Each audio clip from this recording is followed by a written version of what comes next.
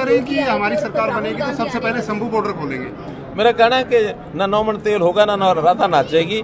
जहाँ तक शंभू बॉर्डर का विषय है, चुनाव का प्रचार ये अब चरम सीमा पर है और इसमें भारतीय जनता पार्टी के सभी नेता, हमारे प्रधानमंत्री जी, हमारे होम मिनिस्टर साहब राजनाथ सिंह जी, हमारे राष्ट्रीय अध्यक्ष नड्डा जी, हमारे शिक्षा मंत्री स्वयं अपने धर्मेंद्र प्रधान जी, जो कि हरियाणा के चुनाव के इंचार्ज हैं, नितिन गडकरी जी, इसी प्रकार से उत्तर प्रदेश के मुख्यमंत्री आदित्यनाथ योगी जी, मध्य प्रदेश के मुख्यमंत्री, राजस्थान के मुख्यमंत्री, ये सब हर विधानसभा में कोई ना कोई एक रैली करेंगे। हमारे अपने मुख्यमंत्री जी की भी रैलियाँ लगातार चल रही हैं। मैंने अपना कार्यक्रम इस बार तय किया है कि समाज के कुछ अग्रणी लोग जिनको ठीक से अपने विषय में बता सकते हैं, समझा सकते हैं, आप लोगों की उपस्थिति में उनके समय कार्यक्रम कर रहा हूं। आज मेरा ये 6ठा स्थान का कार्यक्रम है। हर दिन 5-6 कार्यक्रम चल रहे हैं। मुझे लगता है कि सब नहीं तो एक 60-65 विधानसभाओं में मेरा इन दिनों में जाना हो जाएगा।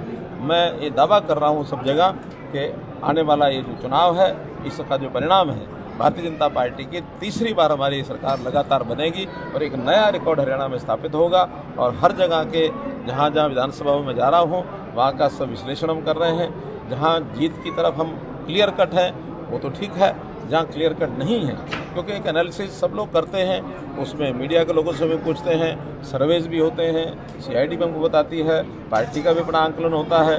तो जहाँ कहीं लगता है कि इस सीटों पर और मेहनत करने की ज़रूरत है, उस पर हम लगातार मेहनत करके अपनी सीट को जीतने की सुनिश्चितता हम कर रहे हैं।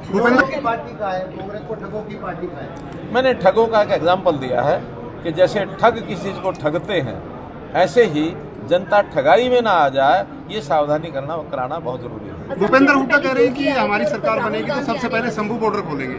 मेरा कहना है कि न नौमन तेल होगा न राता नाचेगी। जहाँ तक शंभू बॉर्डर का विषय है, शंभू बॉर्डर खोलने के लिए तो हम भी तैयार हैं। हमने उसकी प्लानिंग योजना बना ली थी, लेकिन बनाने के तुरंत बाद रिएक्शन जो हुआ है, वो रिएक्शन आखिर CID भी होती है, IB भी होती है, वो सब कोर्ट्स के पास भी चीज़ें पहुंचती हैं। कोर्ट में भी कुछ लोग चले गए, कुछ बंद करने के हक में थे, कुछ खोलने के हक में थे। हाई कोर्ट ने खोलने के लिए यस कर दिया, बाद में कुछ लोग सुप्रीम कोर्ट चले गए, सुप्रीम कोर्ट ने हाई कोर्ट के निर्णय को बदल दिया। अब मुझे मालूम नहीं है, आज भी सुप्रीम कोर्ट में तारीख थी, आज 25 तारीख है ना, आज तारीख थी, आज क्या हुआ मुझे मालूम नहीं, लेकिन सुप्रीम कोर्ट ये सुनिश्चित कर रहे हैं कि रास्ता खोलने में तो कोई आपत्ति नहीं है। खोलने के बाद इस प्रकार की कोई न्यूसेंस ना हो, जिसके कारण से कल को कोई असुविधा या कल को कोई ज़्यादा उसका फॉल आउट ऐसा ना हो जाए। क्योंकि हमें मालूम है कि पिछली बार बहुत बड़ा एक नुकसान जो है, बॉर्डर दोनों हरियाणा के थे उस समय, हमारा बहादुरगढ़ वाला बॉर्डर, इधर कुंडली वाला बॉर्डर, दोनों बॉर्डर्स के ऊपर बहुत समय तक, लंबे समय तक वो लोग बैठे। हमारे अपने लोगों को भी बहुत परेशानी हुई और बैठने में भी कोई बात नहीं, उसको भी जैसा चला रहे थे वो चला रहे थे। लेकिन जिस प्रकार की घटना, यानी ट्रैक्टर लेकर के दिल्ली की सड़कों पर घुस जाना और बाद में लाल किले के ऊपर चढ़ाई कर देना, ये तो दुश्मन के लोग भी नहीं करते हैं। तो इस प्रकार का विषय ये जनता को भी पता है, आपको सबको पता है। ये ऐसी सावधानियां बरतना ये सरकार का लॉ एंड ऑर्डर की स्थिति को ध्यान में रखते हुए सरकार का काम होता है। अगर इसमें पहली बात तो ये है कि जो विषय मैंने बताया कि कांग्रेस का किसी प्रकार का आने का कारण नहीं है, लेकिन कांग्रेस आए ना आए, ये विषय तो सुप्रीम कोर्ट के हाथ में चला गया है। इस विषय पर कोई सरकार अपने आप अब कुछ नहीं कर सकती। नारायणगढ़ विधानसभा में जो पवन सैनी को है ट्रैक्टरों से घेरा गया, पहले असम में योगी आए थे और अब राहुल गांधी कल आने वाले हैं। सबको आना चाहिए, आखिर सब पार्टियां, लोकतंत्र है, उसमें हमारे नेता आ रहे हैं, उनके नेता भी आने चाहिए। और हमारा पार्टियों का काम जनता के पास जाना है, जनता से अपनी बात स्पष्ट रूप से बताना। आखिर में निर्णय तो जनता ने करना है कि जनता किसको विधायक बनाएगी, किसकी सरकार बनाएगी। नारायणगढ़ विधानसभा में पवन सैनी जी को ट्रैक्टरों के काफिले से घेरा गया, कैसे देखते हैं? कोई कारण नहीं है घेरने का, और ये बात आज की नहीं है, ये 11 तारीख का विषय है। आज 25 तारीख हुई, 14 दिन पहले। उसके बाद हमारे सब किसानों के लोगों से भी बातचीत हुई। हमारे प्रतिनिधि जितने भी किसानों के थे, हरियाणा में इस प्रकार की कोई समस्या नहीं है, कहीं कोई किसी प्रकार का विवाद नहीं है।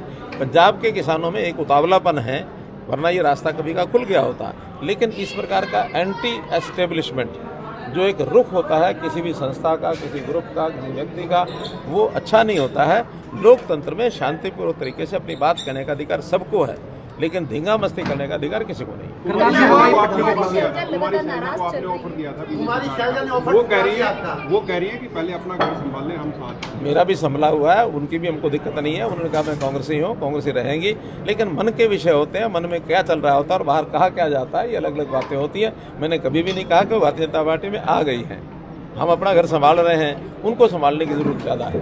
इस बार युवाओं के पलायन को काफी बड़ा मुद्दा बना रही है कांग्रेस, विदेश में पलायन को बड़ा देखिए, ये आज का विषय नहीं है, ये वर्षों का विषय है। आखिर इलीगल तरीके से, और उसका जो उन्होंने एक नाम दिया हुआ है वो है डंकी रूट। डंकी रूट आज का नहीं है। आखिर विदेशों में एक आकर्षण ये तो है ना कि वहाँ पैसा अच्छा मिलता है। ज़्यादा पैसा लेने के लिए हम कहते हैं जाएं, नौकरी में जाएं, वहाँ की डिमांड है वो पूरी करें। आखिर हमारा जो डेमोग्राफिक सेटअप है वो हमारा युवा देश है। युवा देश में से अगर जाना है तो विधिवत जो लीगल तरीका है उसमें से जाना चाहिए, जाने में दिक्कत नहीं है। हमने भी विदेशों की मांग के ऊपर अपने यहाँ से लोगों को ट्रेंड करके 250 लोग तो हमने भेजे हैं। जहाँ ज़रूरत होती है वहाँ लोग जाते ही हैं। आखिर बहुत समय ऐसा भी था जब दुनिया के लोग यहाँ आते थे, आज यहाँ के लोग बाहर जाते हैं, तो ये हमारे देश के लिए कंट्रीब्यूटरी है। ये अगर वहाँ जाएंगे, काम करेंगे तो देश की आर्थिक स्थिति को सुधारेंगे ही।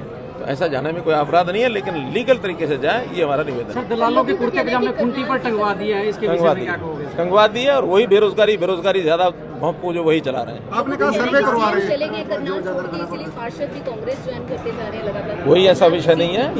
ये लोकतंत्र में सबकी अपनी मर्जी होती है, दबाव किसी पर नहीं होता है। लेकिन जो जाते हैं वो अकेले जाते हैं, अकेले चले भी गए तो कोई बात नहीं, एक वोट के मालिक है, जाए, जनता हमारे साथ है। सर, इंद्र विधानसभा 22,000 से लीड आई थी जब आप चुनाव लड़ रहे थे। अब आपका आकलन क्या हो और अब तक क्या? मेरा आकलन केवल इंद्री का नहीं, पूरी 9 की 9 विधानसभा जो इस लोकसभा में है, सब में हमारी लीड थी, और इस बार सभी 9 के 9 विधायक हमारे अच्छे मार्जिन से जीतेंगे।